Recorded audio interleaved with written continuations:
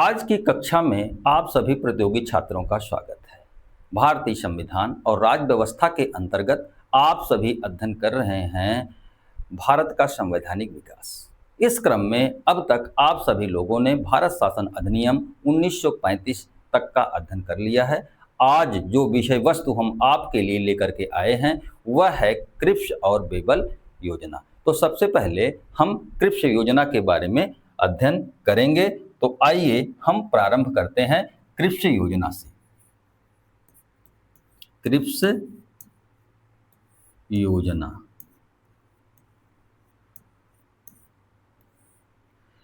Cripps योजना भारत में 22 मार्च 1942 कब 22 मार्च 1942 ये जो 22 मार्च 1942 है यह सन परीक्षा के दृष्टिकोण से काफी महत्वपूर्ण है। संवैधानिक विकास के संदर्भ में इस क्रिप्स योजना का अध्ययन करने से पहले इस योजना के पूर्व के जो ऐतिहासिक संदर्भ, ऐतिहासिक परिस्थितियां रही हैं उसके बारे में भी आपको सामान्य जानकारी होना आवश्यक है। सितंबर 1939 तिथि है सितंबर कब 1939 की तिथि है। यह तिथि क्यों महत्वपूर्ण है? क्योंकि इसी तिथि को या इसी सन को द्वितीय विश्व युद्ध आरंभ हुआ था।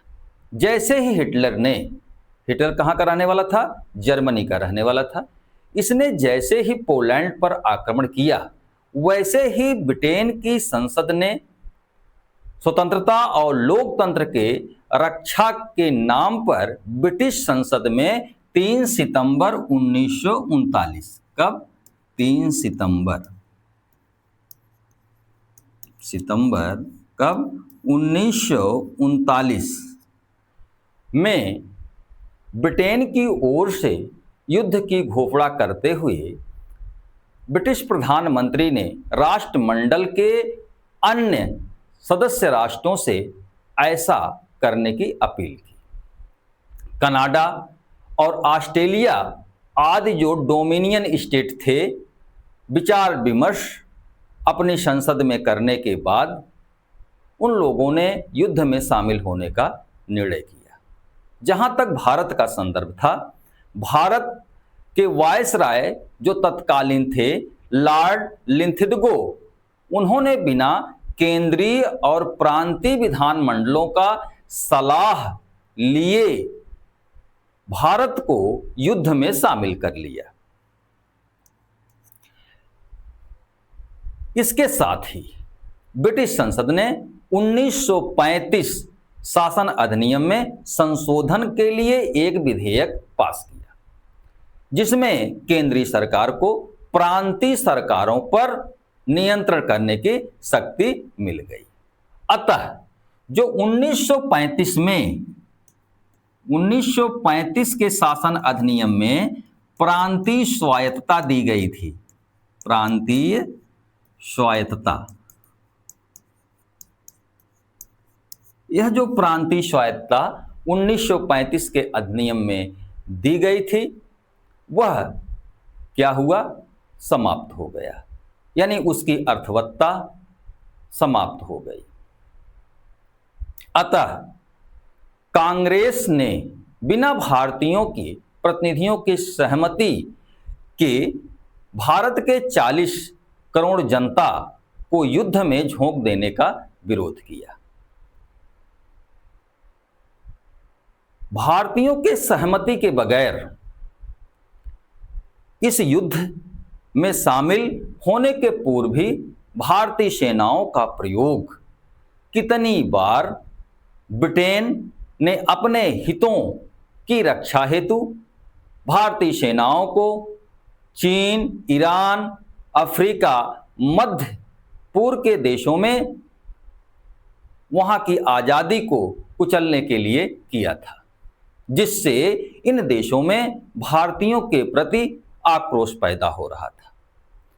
एक बार पंडित नेहरू से एक मिस्र के वासी ने कहा था, तुम लोगों ने न केवल अपनी स्वतंत्रता खोई है बल्कि दूसरों को गुलाम करने के लिए आप ब्रिटेन की सहायता लेते हो। कांग्रेस को पता चला कि युद्ध के पूर्व जो सेनाएं अदन में भेजी गई हैं उनकी भी सहमति विधायिकाओं से या भारत से नहीं लिया गया है। बाद में सेनाएं मिस्र, सिंगापुर भी भेजी गई। गांधी जी चाहते थे कि कांग्रेस युद्ध काल में ब्रिटेन का समर्थन करे, किंतु कांग्रेस ने गांधी की बात को मानने से इनकार कर दिया। कांग्रेस का कहना था कि यदि ब्रिटिश सरकार लोकतंत्र और स्वतंत्रता की रक्षा के लिए द्वितीय विश्व युद्ध लड़ रहा है तो उसे तत्काल अपने अधीन देशों से साम्राज्यवाद का अंत कर देना चाहिए तथा राष्ट्रों को स्वाधीन कर देना चाहिए। कांग्रेस स्वाधीनता का आश्वासन मिलने के बाद ही जर्मनी के विरुद्ध जो ब्रिटेन का युद्ध था वह अपना युद्ध समझ सकती थी। कांग्रेस चाहती थी कि युद्ध काल में भारतीयों के हाथों में वास्तविक सत्ता सौंपी जाए और युद्ध के बाद यानी द्वितीय विश्व युद्ध के बाद भारत को स्वतंत्र घोषित कर दिया जाए। ब्रिटिश सरकार ने कांग्रेस के इस मांग का कोई स्पष्ट और सटीक उत्तर नहीं दिया। 18 अक्टूबर 1939 18 अक्टूबर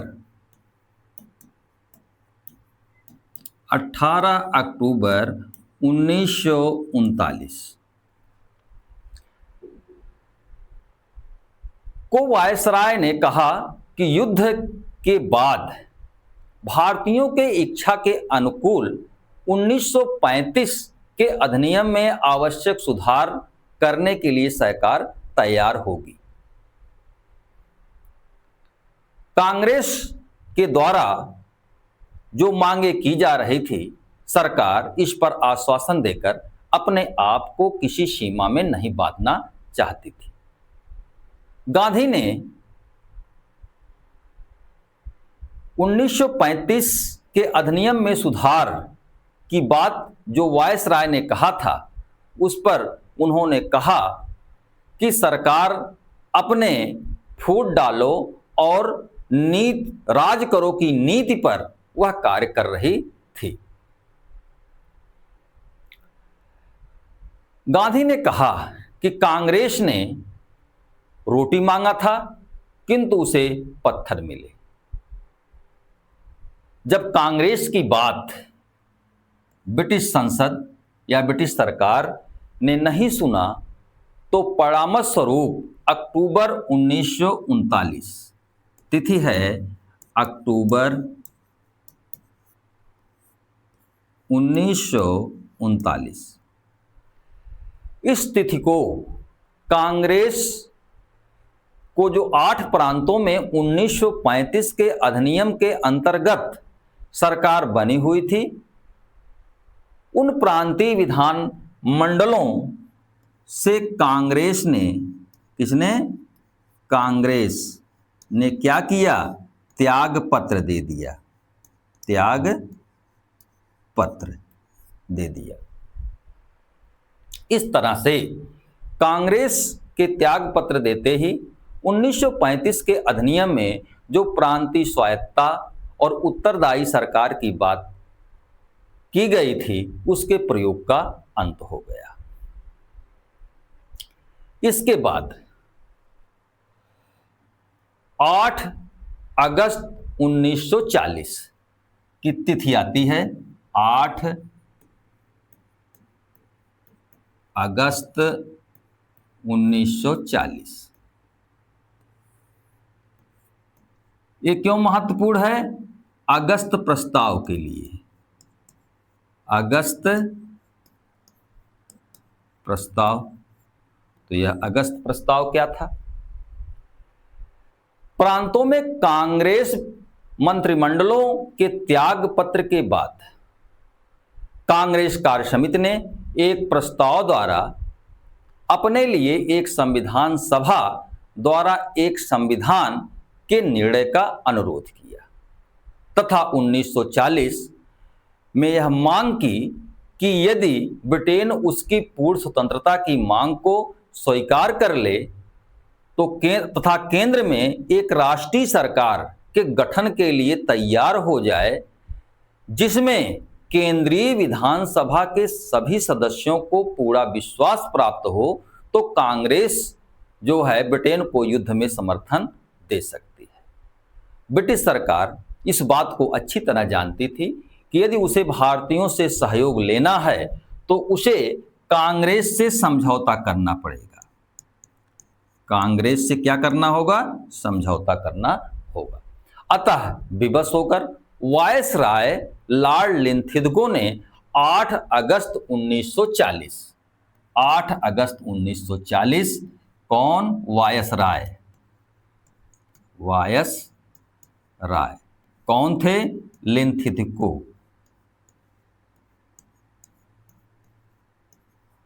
लिंथिडगो। इस वायसराय ने एक घोषणा की। बाद में ये जो ब्रिटिश सरकार की 8 अगस्त 1940 को घोषणा किया गया, यही नई नीति अगस्त प्रस्ताव कहलाया। इस नीति में लिंथिडगो ने घोषणा जो किया उसके प्रावधान क्या थे? यानी अगस्त प्रस्ताव के प्रावधान, अगस्त प्रस्ताव। इस अगस्त प्रस्ताव के प्रावधान क्या थे? पहला जो प्रावधान अगस्त प्रस्ताव में किया गया वह था कि भारत के लिए संविधान का निर्माण करना भारतीयों की जिम्मेदारी होगी। यानी जो पहली बात की गई कि संविधान निर्माण के बारे में, यह संविधान निर्माण किसकी जिम्मेदारी होगी? भारतीयों की जिम्मेदारी होगी। और कहा गया कि जो संविधान निर्माण किया जाएगा उस संवैधानिक ढांचे के निर्माण के लिए राष्ट्रीय जीवन के तत्वों के प्रतिनिधियों के एक निकाय की स्थापना की जाएगी। यानी नंबर 2 इसमें बात किया गया कि संविधान सभा की स्थापना की जाएगी, जिसमें भारतीय राष्ट्रीय जीवन के जो विविध तत्व हैं उनके प्रतिनिधियों को शामिल किया जाएगा। किंतु जो ब्रिटिश सरकार है यह शांति और रक्षा संबंधी जो उत्तरदायित्व है वह किसी ऐसे शासन को नहीं सौंप सकती जिसे राष्ट्र का शक्तिशाली और विशाल तत्व अस्वीकार करता हो। इस योजना को यानी अगस्त प्रस्ताव जो आया इसको कांग्रेस ने क्या किया? अस्वीकार कर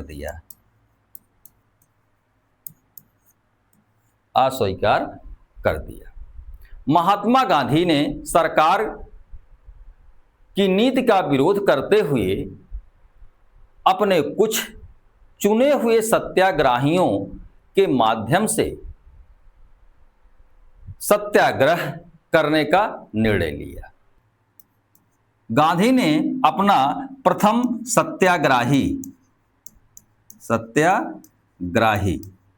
किसे चुना? विनोबा भावे को। विनोबा भावे ये प्रथम सत्याग्रही थे और दूसरा सत्याग्रही गांधी ने चुना जवाहरलाल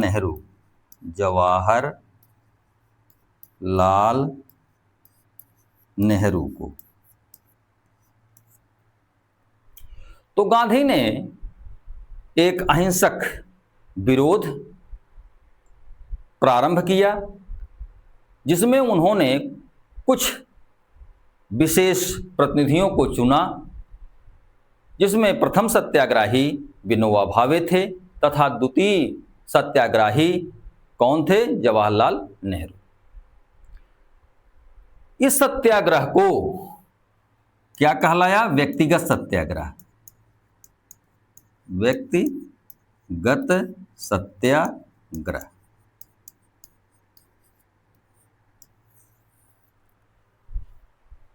और यह व्यक्तिगत सत्याग्रह जहां से प्रारंभ हुआ उस स्थान का नाम था पवनार।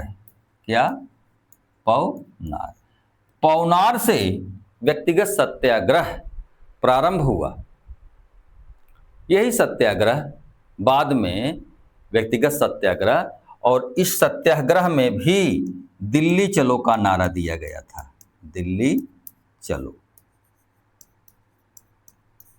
का नारा दिया गया था।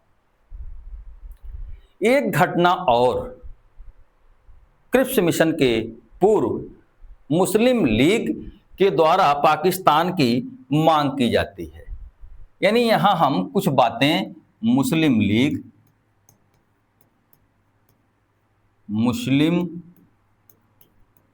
लीग और पाकिस्तान की मांग, पाकिस्तान की मांग के बारे में कर लेते हैं।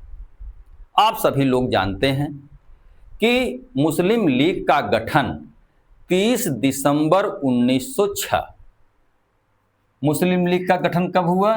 30 दिसंबर कब? 1906 को नवाब समीमुल्ला आगा खां, नवाब मोहसिन मुल्क, नवाब बिखारुल मुल्क के सहयोग से इस मुस्लिम लीग का स्थापना 30 दिसंबर 1906 को कहां किया गया था? ढाका में किया गया था। इस मुस्लिम लीग के प्रथम अध्यक्ष आप सभी लोग जानते हैं कि आगा खां थे। मोहम्मद अली जिन्ना मुस्लिम लीग में 1913 में शामिल हुए थे। द्वितीय विश्व युद्ध के दौरान ये जो मुस्लिम लीग थी, इसने ब्रिटिश सरकार के समक्ष 2 शर्तें जो है रखी, जिसमें पहली शर्त थी, लीग की जो पहली शर्त थी, इसका कहना था कि कांग्रेस ने मुस्लिम बहुल प्रांतों में जो सरकार बनाया है वहां मुसलमानों के साथ न्याय होना चाहिए। पहला जो रहा कि मुसलमानों के साथ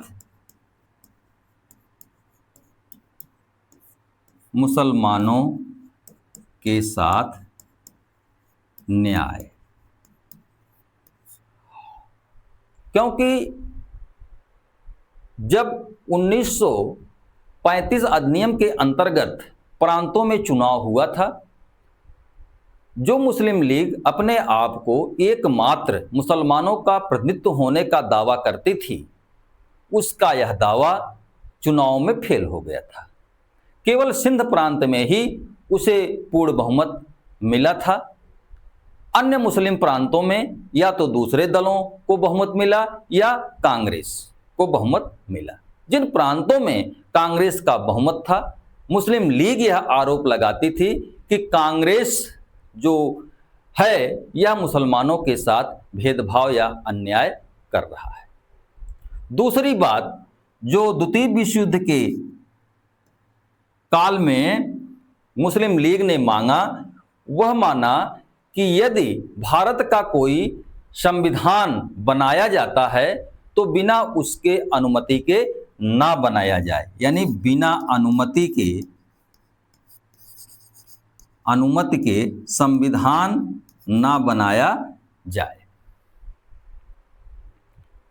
हमने बताया कि 1935 के अधिनियम के अंतर्गत 1937 में जो चुनाव हुए थे, मुस्लिम लीग को केवल सिंध प्रांत में बहुमत मिला था। ऐसी स्थिति में उसका यह दावा कि मुसलमानों की एकमात्र प्रतिनिधि मुस्लिम लीग है, खोखला सिद्ध हुआ। अतः लीग ने दुष्प्रचार करना प्रारंभ कर दिया कि मुस्लिम बहुलवादे प्रांतों में कांग्रेस मुसलमानों के साथ अत्याचार कर रही है और इस्लाम खतरे में है।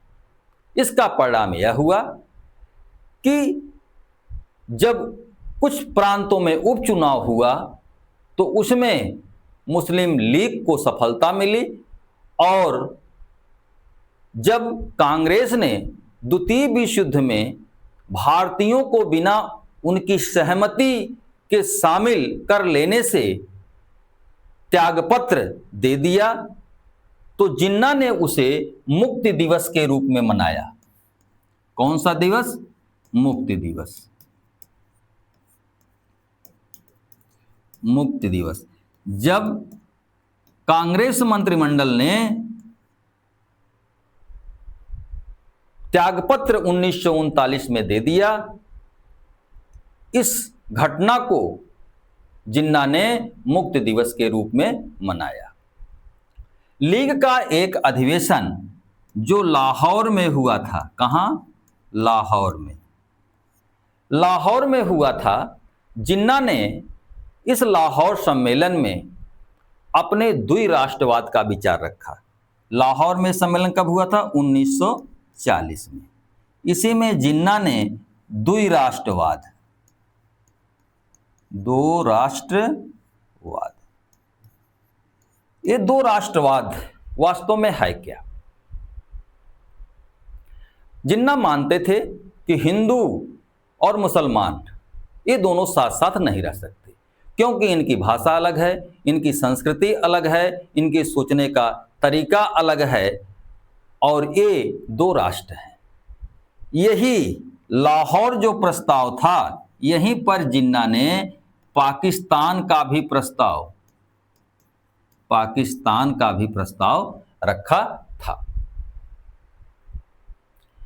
पाकिस्तान नाम जो पड़ा, यह नामकरण चौधरी रहमत अली ने किया था। कौन? रहमत अली। रहमत अली ने पाकिस्तान का नामकरण किया था। जहां तक द्विराष्ट्रवाद की बात है, जिन्ना ने कहा कि मुस्लिम और हिंदू दो पृथक धर्म हैं, उनका रहन सहन, भाषा, संस्कृति सब अलग है, वे एक राष्ट्र के रूप में नहीं रह सकते हैं। जिन्ना के इस विचार को ब्रिटिश सरकार ने भी प्रोत्साहन दिया। तो इस ऐतिहासिक संदर्भों को जान लेने के बाद अब हम आते हैं क्रिप्स योजना 1942 पर।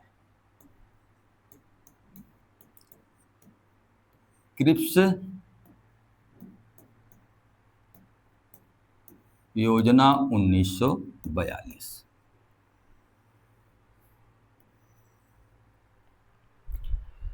द्वितीय विश्व युद्ध के दौरान 1940 में चर्चिल ब्रिटेन के प्रधानमंत्री बनते हैं।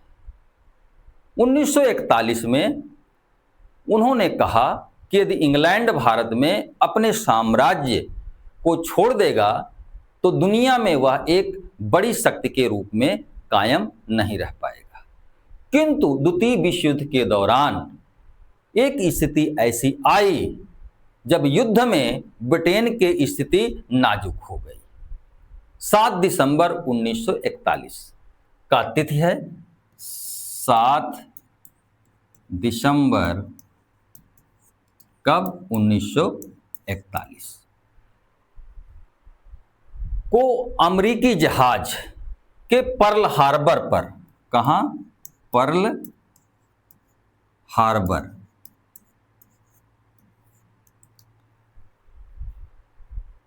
पर जापान ने हमला कर दिया।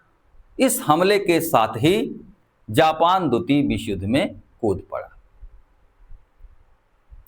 जापान ब्रिटेन के पूर्वी उपनिवेशों जिसमें फिलीपींस, इंडोनेशिया, सिंगापुर, मलाया और इंडो चाइना आज देश थे, उनको जीत लिया। जापान, बर्मा को भी जीत लिया। युद्ध अब भारत के समुद्री मुहाने पर आ गया। भारत के इतने बड़े समुद्री क्षेत्र के सभी स्थानों की रक्षा कर पाना अंग्रेजों के लिए संभव नहीं रहा। उधर इंग्लैंड में भी अंग्रेजों की स्थिति ठीक नहीं थी। अमेरिका के राष्ट्रपति रूजवेल्ट और ऑस्ट्रेलिया के प्रधानमंत्री इवांट ने भी भारत के स्वशासन के पक्ष में अपने विचार व्यक्त किए। ऐसी स्थिति में मित्र राष्ट्रों के लिए भारत का स्वैच्छिक सहयोग आवश्यक हो गया।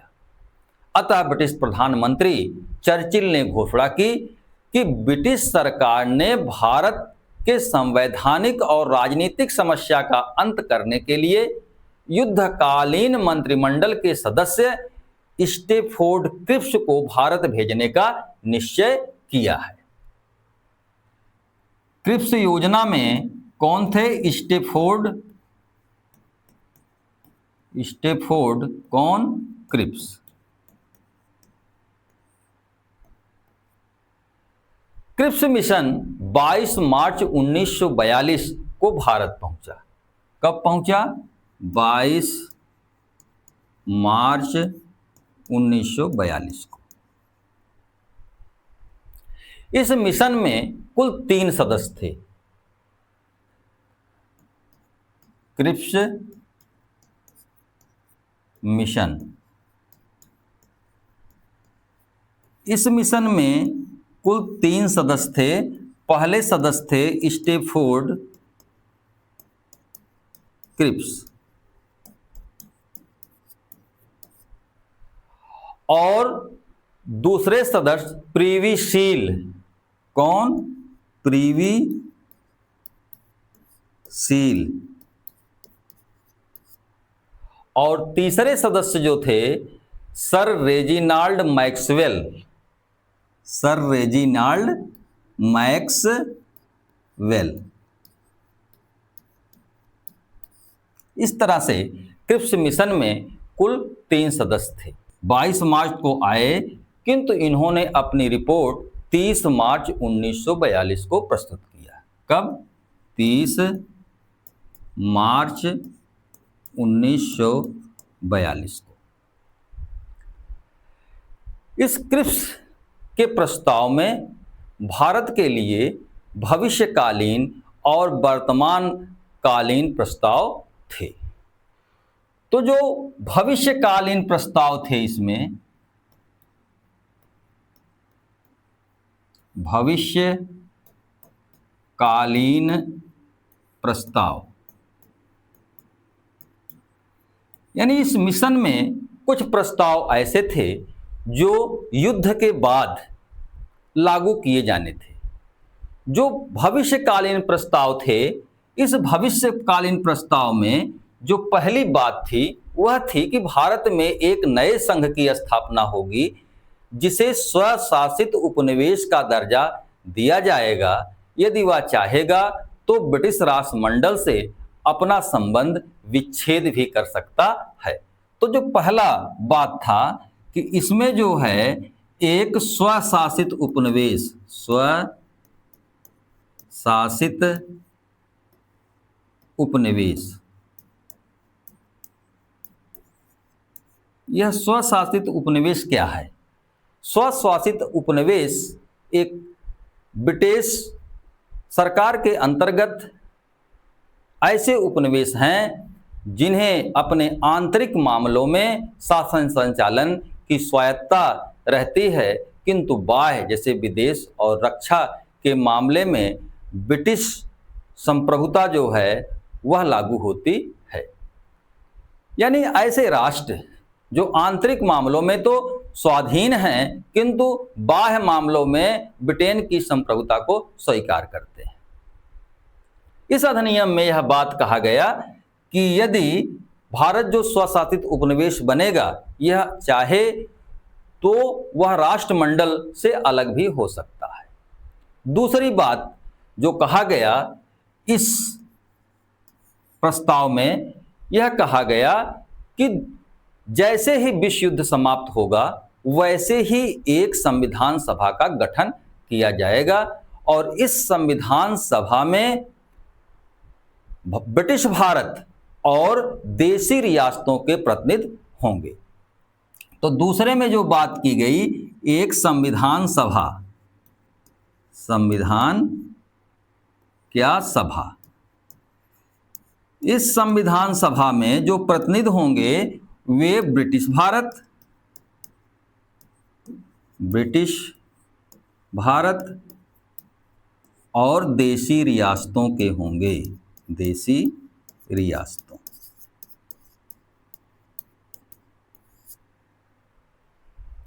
तीसरी बात जो इसमें कहा गया कि जिस संविधान सभा का गठन किया जाएगा उस संविधान सभा के जो सदस्य होंगे वे प्रांतीय विधान सभाओं के निम्न सदनों के सदस्यों से बने निर्वाचक मंडल के द्वारा चयनित सदस्य होंगे और यह जो संविधान सभा गठित किया जाएगा वह आनुपातिक प्रतिनिधित्व के प्रणाली के आधार पर गठन किया जाएगा। संविधान सभा में जो कुल सदस्य होंगे वह निर्वाचक मंडल के सदस्यों की कुल संख्या का 1/10 होंगे और देशी रियासतों के संदर्भ में कहा गया कि जो देशी रियासतें होंगी वे अपने जनसंख्या के अनुपात में प्रतिनिधियों को चुन सकेंगी। यानी तीसरी बात जो कही गई कि जो संविधान सभा है, संविधान सभा, इसके जो सदस्य होंगे, कौन सदस्य होंगे, इनका चुनाव कैसे होगा, चुनाव।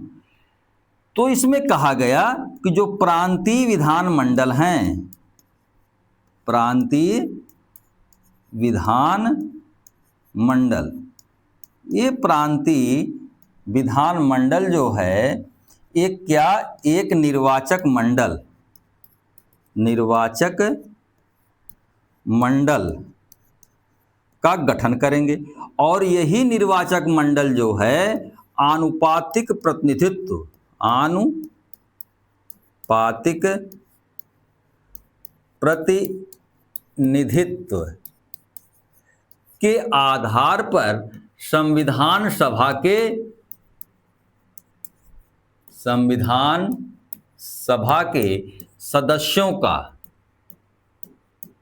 सदस्यों का क्या करेंगे, निर्वाचन करेंगे और जो सदस्यों की संख्या होगी वह निर्वाचक मंडल, कौन, निर्वाचक मंडल की जो सदस्य संख्या है, सदस्य संख्या इसका 1/10 होगा। और इस प्रस्ताव में जो चौथी बात कही गई, यह चौथी बात थी कि ब्रिटिश सरकार नवनिर्मित संविधान को तभी कार्यान्वित करेगी जब निम्नलिखित शर्तें पूरी होंगी। पहला, यदि किसी ब्रिटिश प्रांत को नया संविधान स्वीकार नहीं है तो उसे वर्तमान संवैधानिक स्थिति को बनाए रखने का अधिकार होगा। यदि किसी प्रांत का 60% बहुमत संघ में सम्मिलित होने को स्वीकार न करे तो संघ में उसके प्रवेश होने का निर्णय जन निर्णय से होगा।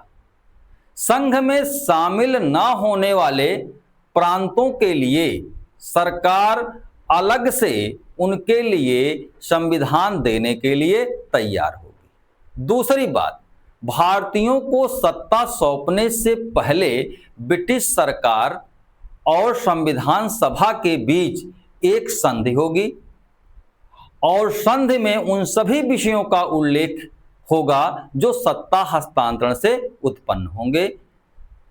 सरकार ने अल्पसंख्यकों और जातीय अल्पसंख्यकों की रक्षा के लिए जो वचन दिया है उसकी इस संधि में पूर्ति की जाएगी, किंतु राष्ट्रमंडल के सदस्यों से संबंध के बारे में वह आजाद होगा। तो जो चौथी बात कही गई कि जो प्रांत हैं, ये प्रांत चाहें तो संविधान सभा में शामिल हों या ना शामिल हों। ये शामिल भी हो सकते हैं और नहीं भी।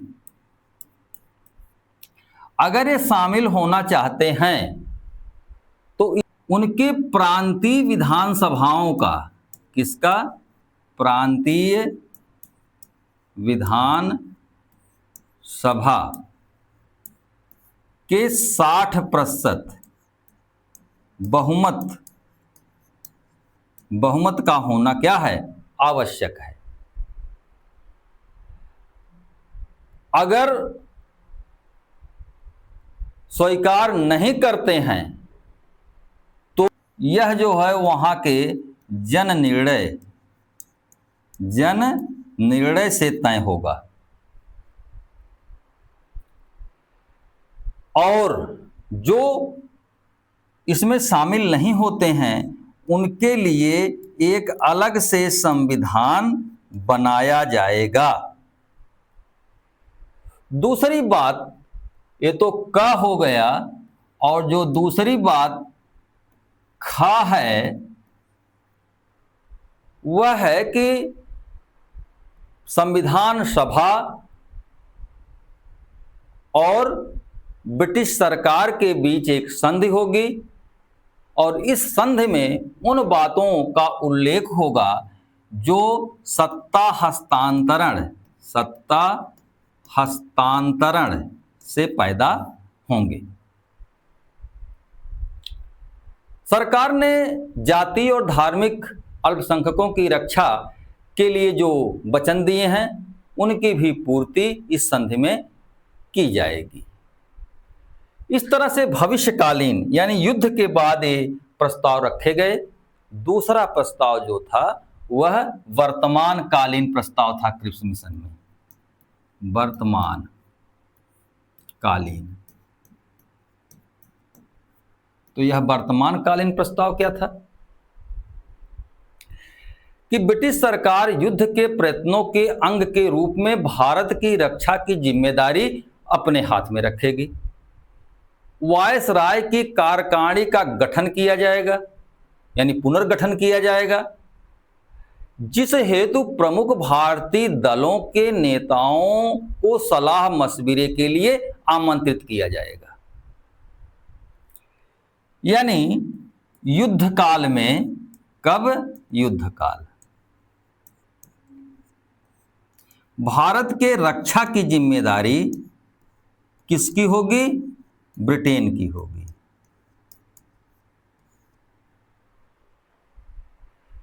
तथा बताया गया कि जो वायसराय है,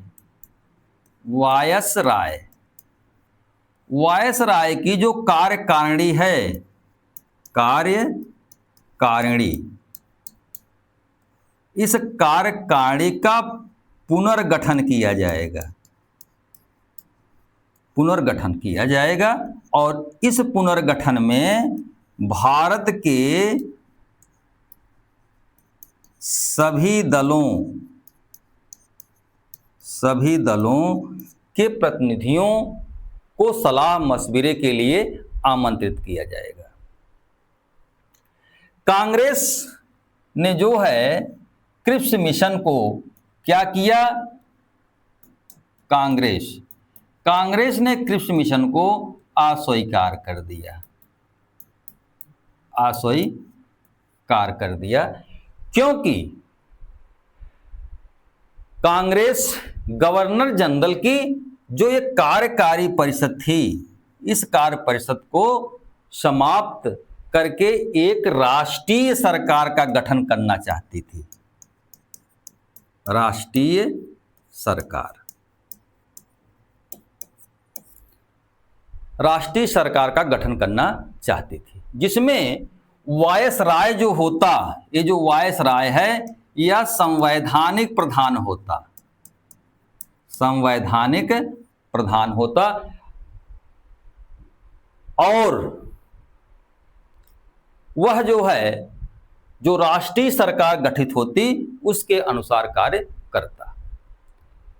किंतु क्रिप्स को इस तरह की मांग स्वीकार नहीं थी। क्रिप्स प्रस्ताव को केवल कांग्रेस ही नहीं बल्कि भारत के सभी वर्गों ने क्या किया, अस्वीकार कर दिया। लीग ने भी क्रिप्स मिशन को अस्वीकार कर दिया, क्योंकि इसमें जो है किसी सांप्रदायिक विभाजन की कोई बात नहीं की गई थी। गांधी ने इस पर टिप्पणी किया, क्रिप्स के प्रस्तावों पर जो परीक्षाओं के दृष्टिकोण से महत्वपूर्ण है। गांधी ने इसे पोस्ट डेटेड चेक यानी उत्तर दिनांकित चेक कहा। जवाहरलाल नेहरू ने गांधी की बात को आगे बढ़ाते हुए कहा कि यह उत्तर दिनांकित चेक था, लेकिन एक दिवालिये बैंक का था, दिवालिये बैंक का उत्तर दिनांकित चेक था, ऐसा नेहरू ने जो है टिप्पणी की क्रिप्स। एक बात नेहरू ने और भी कहा कि जो क्रिप्स हैं, कौन? नेहरू ने क्रिप्स के बारे में कहा, यानी क्रिप्स से नेहरू के संबंध बेहतर थे और नेहरू ने कहा कि उनके पुराने मित्र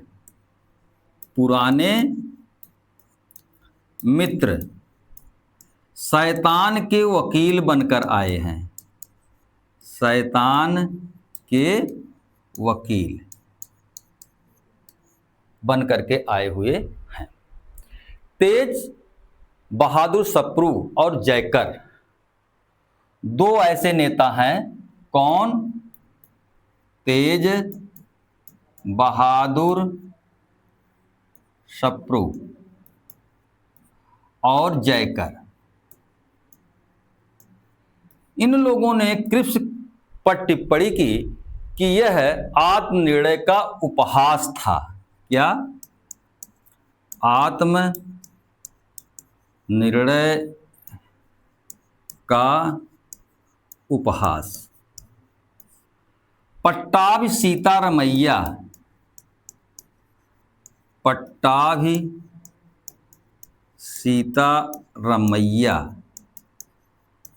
ने भी क्रिप्स मिशन पर टिप्पणी कहा था कि यह क्रिप्स योजना कुछ नहीं था बल्कि अगस्त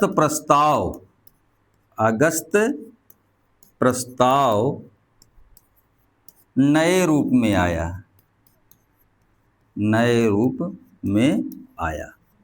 यानी अगस्त प्रस्ताव में जो बातें थी वही बातें जो है क्रिप्स मिशन में थी, ऐसा पट्टाभ सीतारमैया ने कहा।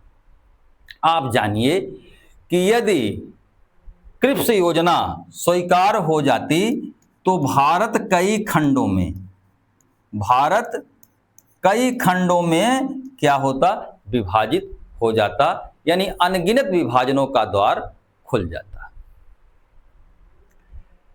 क्रिप्स मिशन के विफलता यानी असफल होने का जो प्रमुख कारण था कि क्रिप्स मिशन ने सभी वर्गों को संतुष्ट करने का प्रयास किया, लेकिन क्रिप्स मिशन से कोई भी वर्ग संतुष्ट नहीं हो पाया।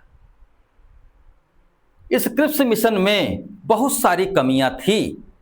इन कमियों के बावजूद क्रिप्स मिशन का एक सबसे बड़ा जो योगदान है इसी क्रिप्स मिशन में, कहाँ, क्रिप्स मिशन में ही स्वीकार किया गया कि भारत में एक संविधान सभा का गठन किया जाएगा और जो भारतीयों के द्वारा होगा। यानी भारतीयों को पहली बार ऐसा माना गया कि उन्हें अपना संविधान बनाने का अधिकार दिया जाएगा और इसी मिशन में पहली बार गंभीरता से सत्ता हस्तांतरण की बात जो है सोची गई। क्रिप्स योजना असफल हो गई। उसके बाद जो ऐतिहासिक परिस्थितियां घटी वह था 8 अगस्त 1942। 8 अगस्त 1942 की 8 अगस्त 1942 में बंबई में कांग्रेस महासमिति की बैठक हुई और इस बैठक में भारत छोड़ो आंदोलन जो है प्रारंभ करने की बात कही गई और भारत छोड़ो आंदोलन का नेतृत्व जिसे दिया गया भारत छोड़ो आंदोलन, और इस आंदोलन का जिसको नेतृत्व दिया गया वे कौन थे? गांधी। और गांधी ने इसी समय करो या मरो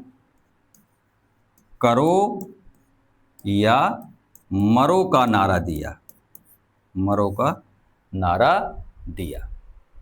इस आंदोलन को यानी भारत छोड़ो आंदोलन को अगस्त क्रांति भी कहा जाता है। अगस्त क्रांति भी कहा जाता है। इस आंदोलन के दौरान जो ब्रिटिश सरकार थी उसने आंदोलन को दबाने का भरपूर प्रयास किया तथा एक ऑपरेशन चलाया। उस ऑपरेशन का नाम था ऑपरेशन जीरो हावर। क्या? Zero hour.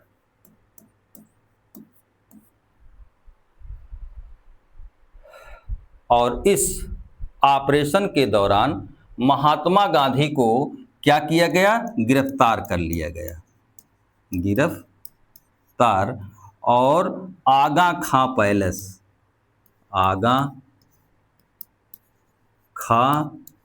पैलेस में इन्हें नजर बंद कर दिया गया। सरकार ने भारत छोड़ो आंदोलन को निरंकुशता पूर्वक दबा दिया, किंतु जयप्रकाश नारायण, डॉक्टर राम मनोहर लोहिया, अनुरा आसफ अली आदि समाजवादी जो नेता थे इन्होंने भूमिगत रहते हुए इस आंदोलन को जारी रखा। 1942 में जो भारत छोड़ो आंदोलन था इसमें सबसे शर्मनाक भूमिका साम्यवादियों की थी।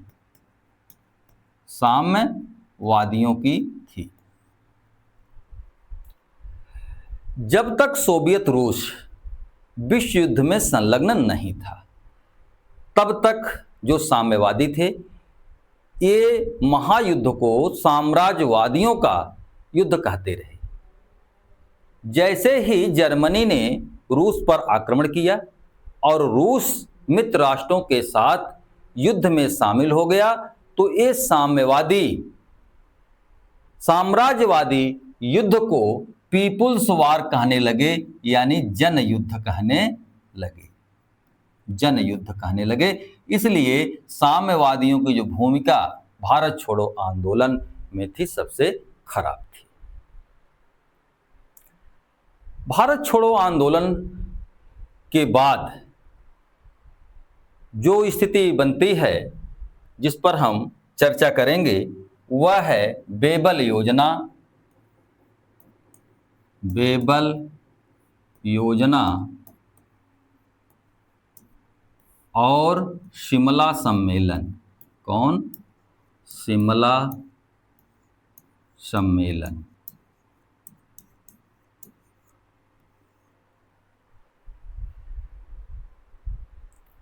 बेबल योजना और शिमला सम्मेलन को समझने से पहले भी कुछ ऐतिहासिक घटनाओं के बारे में जानकारी प्राप्त करना आवश्यक है।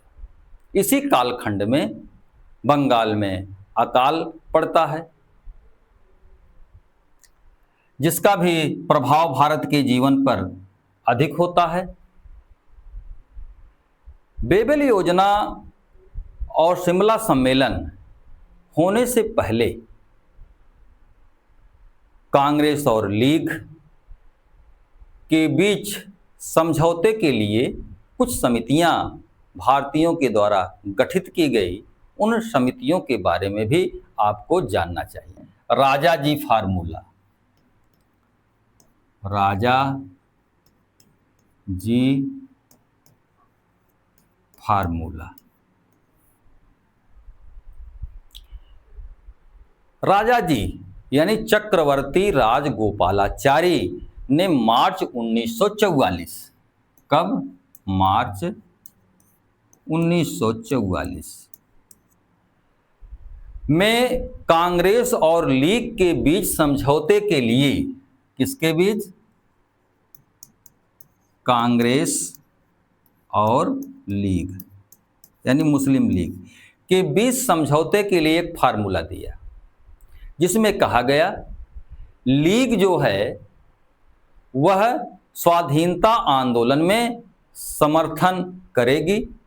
युद्ध के बाद ऐसे आयोग का गठन किया जाएगा जो यह पता करेगा कि भारत के किन किन प्रांतों में मुसलमानों का बहुमत है, और इस बात का भी जानकारी किया जाएगा, और वह जानकारी वयस्क मताधिकार के आधार पर किया जाएगा कि वे भारत में रहना चाहते हैं या नहीं। आबादी की अदला बदली स्वेच्छा से, किंतु कुछ मामलों में जैसे सुरक्षा, यातायात और वाणिज्य आदि के मामलों में क्षेत्रों से पृथक होने की अवस्था में एक संधि का प्रावधान किया जाएगा। इस फार्मूले पर जो हमने बताया, इस फार्मूले पर विचार करने के लिए गांधी और जिन्ना के बीच, किसके बीच? गांधी और किसके बीच? जिन्ना के बीच क्या होता है? वार्ता होता है। और यह वार्ता जो है जिन्ना के घर पर होती है, और यह घर कहाँ है? बंबई। यानी बंबई में राजा जी फार्मूले पर चर्चा के लिए गांधी जी और जिन्ना मिलते हैं। वार्ता कई दिनों चली, किंतु जिन्ना ने इस वार्ता को क्या किया? अस्वीकार कर दिया, अस्वीकार कर दिया, और यह राजा जी फार्मूला जो है यह फेल हो गया। यहाँ पर एक बात गौर करने की है कि महात्मा गांधी के द्वारा जिन्ना से बार बार मिलना, उनके पास जाना, उन्हें कायदे आजम की उपाधि से संबोधित करना जिन्ना के कद और प्रभाव को मुसलमानों की नज़रों में और बढ़ा देना था। राजा जी फार्मूला के बाद आता है सप्रू समिति। सप्रू समिति। अब यह सप्रू समिति कब आई? अक्टूबर 1944। अक्टूबर कब? 1944 में। जिन्ना और गांधी की वार्ता असफल होने के बाद सर तेज बहादुर सप्रू ने कहा कि देश की संवैधानिक समस्या के समाधान के लिए एक सर्वदलीय समझौता समिति का गठन होना जरूरी है, जिसमें सभी नेता इकट्ठा हों, एक दूसरे के विचारों को जानें और समझें और परस्पर हल करने की कोशिश करें। तेज बहादुर सप्रू की अध्यक्षता में एक समिति बनी, जो सप्रू समिति या कांसिलिएशन समिति कहलाई। इस समिति ने देश के विभाजन को क्या किया? अस्वीकार कर दिया। विभाजन को अस्वीकार इस समिति ने कर दिया और अविलंब स्वाधीनता का मान्य आधार खोजने के लिए तथा संविधान सभा के आयोजन का सुझाव दिया। अंततः यह भी योजना जो है वह असफल रही। यह भी योजना क्या रही? असफल रही। इसके बाद भूलाभाई देसाई और लियाकत अली समझौता देसाई और लियाकत अली, ये देसाई हैं, भूलाभाई देसाई। इसी बीच 1945 में ही, कब? 1945 में ही भूलाभाई देसाई और लियाकत अली ने मिलकर के कांग्रेस और लीग के बीच, किसके बीच? कांग्रेस और लीग के बीच एक बार और समझौते का प्रयास किया तथा एक अंतरिम सरकार के स्थापना की योजना बनाई। अंतरिम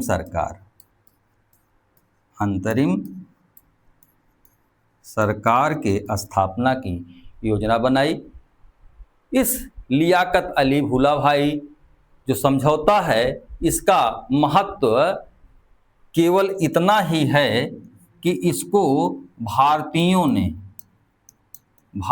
ने बनाया था और इस समझौते को जो है स्वयं लियाकत अली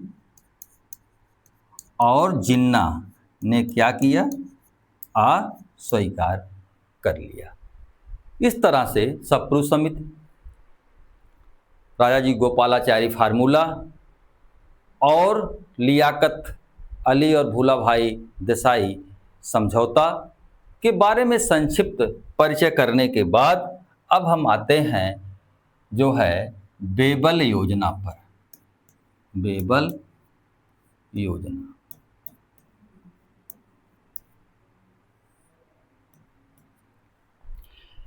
सन 1943 यानी 43 में भारत का वायसराय बदल जाता है। लॉर्ड लिंथितगो के स्थान पर लॉर्ड बेबल को भारत का वायसराय बनाया गया। लॉर्ड बेबल ने गांधी के रिहाई के अलावा और कोई कार्य नहीं किया था। मार्च 1945 मार्च की महीना है जब बेबल भारत की संवैधानिक व्यवस्था के हल के लिए कहाँ जाते हैं? लंदन जाते हैं। लंदन जाते हैं। मई 1945 में द्वितीय विश्व युद्ध में मित्र देशों के हाथों जर्मनी की हार हो गई थी, किंतु जापान अभी भी अपराजित था। अमेरिका और रूस का यह दबाव ब्रिटिश सरकार पर था कि भारत के संवैधानिक समस्या का कोई ना कोई हल निकले। जहाँ तक ब्रिटेन की बात है कि ब्रिटेन में कंजर्वेटिव सरकार थी, किंतु जो आम चुनाव होने वाले थे उनमें मजदूर दल लेबर पार्टी की विजय होने की संभावना थी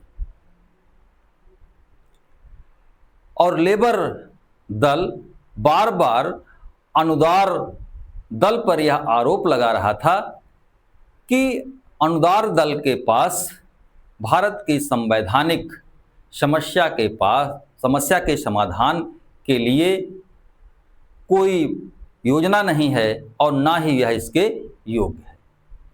श्रमिक दल के नेता क्लीमेंट एटली ने घोषणा की, जो मजदूर दल के थे, उन्होंने कहा कि यदि उनकी सरकार बनती है तो राष्ट्रमंडल का पुनर्गठन होगा तथा भारत को पूर्ण स्वराज दिया जाएगा। इन परिस्थितियों में जो अनुदार दल था वह श्रमिक दल के द्वारा लगाए गए आरोपों को झुठलाना चाहती थी। वह दिखाना चाहती थी कि जो अनुदार दल है वह भारत की समस्याओं के प्रति गंभीरता से चिंतित है। इसी परिप्रेक्ष्य में 4 जून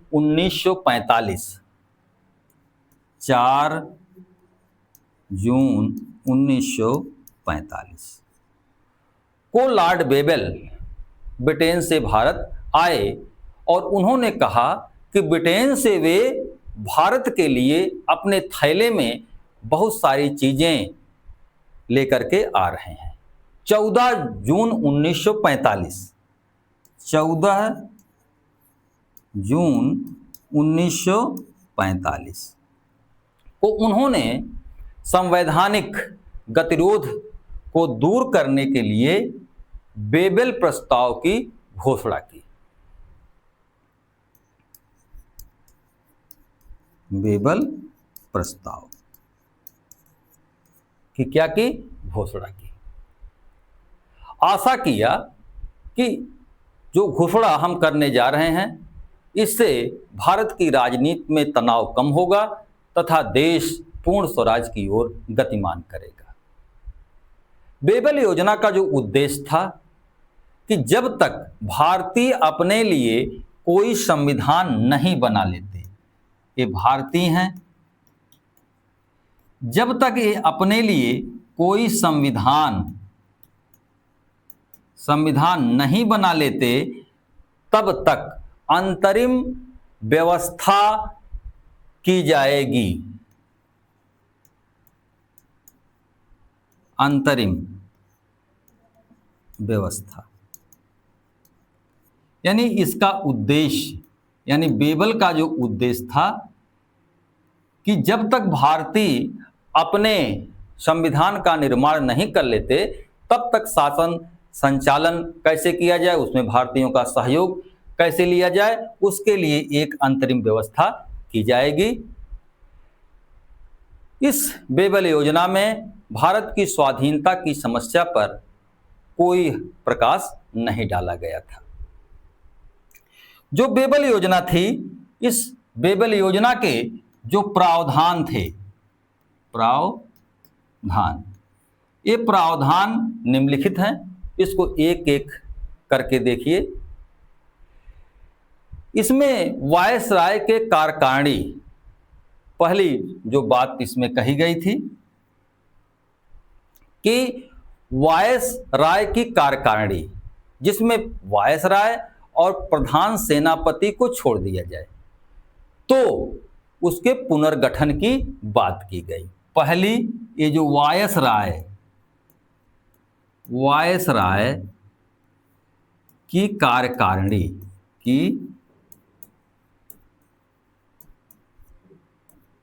कार्यकारिणी है, इस कार्यकारिणी का क्या होगा, पुनर्गठन होगा। इसमें इस पुनर्गठन में प्रधान सेनापति और वायसराय नहीं होंगे। जो कार्यकारिणी पुनर्गठित होगी, दूसरी बात इसमें कहा गया कि जो कार्यकारिणी गठित की जाएगी उसमें संगठित भारतीय जनमत के प्रतिनिधि होंगे, यानी इसके जो सदस्य होंगे, ये क्या होंगे, भारतीय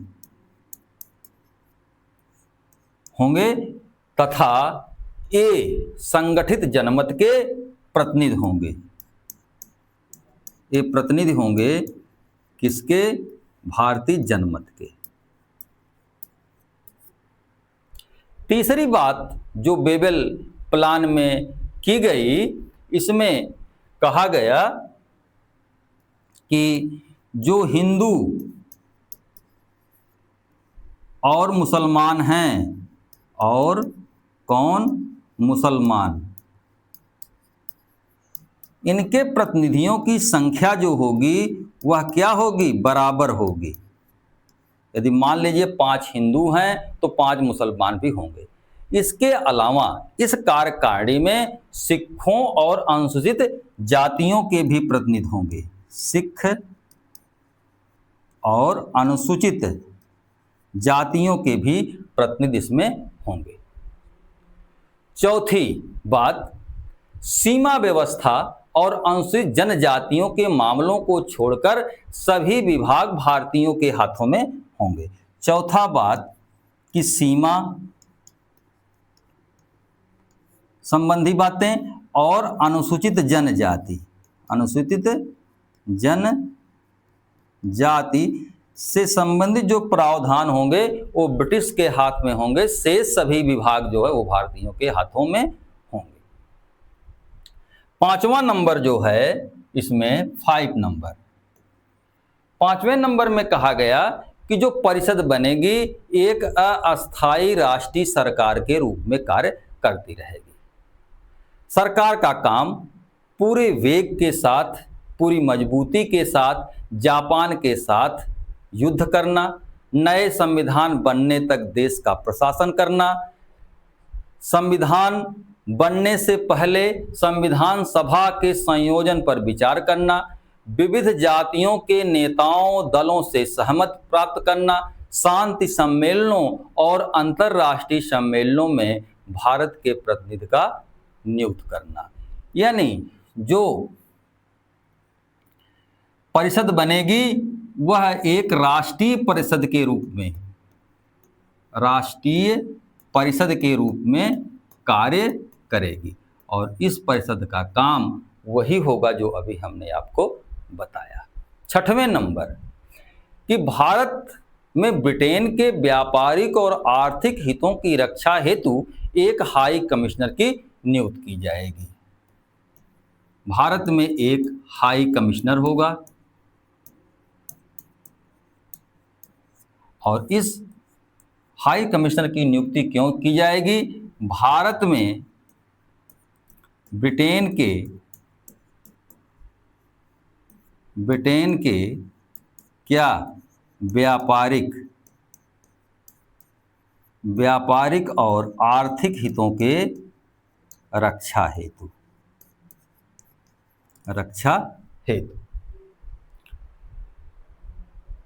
तथा 7वीं बात जो कही गई इस बेबल प्लान में कि प्रांत जहां पर कांग्रेस मंत्रिमंडल ने इस्तीफा दे दिया था तथा जहां पर गवर्नर शासन लागू है, वहां पर मिली जुली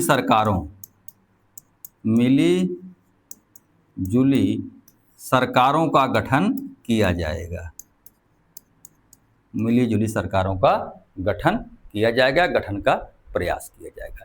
ये सारे प्रस्ताव जो है वे बेबल योजना में थे। इसी बेबल योजना पर विचार करने के लिए शिमला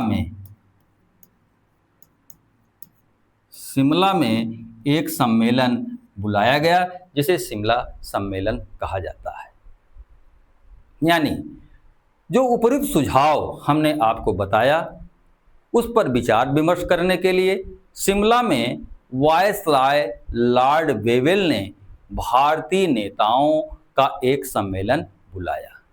इस सम्मेलन में गांधी जी तो भाग नहीं लिए, लेकिन इस सम्मेलन में गांधी सहित 21 नेताओं को निमंत्रण दिया गया।